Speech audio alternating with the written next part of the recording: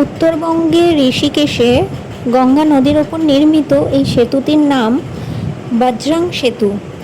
এটা লক্ষণ সেতুর বৈকল্প হিসেবে ব্যবহার করা হয়েছে, মানে এই সেতুটি তৈরি করা হয়েছে কারণ এখানে আগে ছিল লক্ষ্মণ সেতু, তো সেটা বন্ধ হয়ে যাওয়ার পর ওটাকেই ধরে রাখার জন্য এখানে এই বজরং সেতুটি নতুনভাবে নির্মিত হয়েছে, এখনও কাজ চলছে।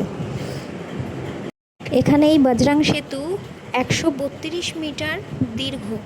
এটা লক্ষণ সেতুর বিকল্প হিসেবে তৈরি করা হয়েছে। এখানে সত্যি কথা বলতে অনেক বাইকও যাচ্ছিল, তো আমি এখানকার লোকজনেদের কাছ থেকে শুনে জানতে পারলাম যে এখানে খুব হালকা যানবাহন চলার ব্যবস্থা রয়েছে, মানে যেমন বাইক, সাইকেল এগুলো চলতে পারবে, কোনো রকম ভারী জিনিস চালানো যাবে না। এটা পুরোটাই কাঁচ দ্বারা নির্মিত, পুরো এখনও কমপ্লিট হয়নি। দেখতেই পাচ্ছ কিছুটা হয়েছে, মানে এই সাইডটা হয়েছে যেমন, ওই সাইডটা হয়নি, এরকমভাবে হয়েছে। এই সেতুটিও বাইক, সাইকেল সমস্তটা চলাচলের অনুমতি রয়েছে।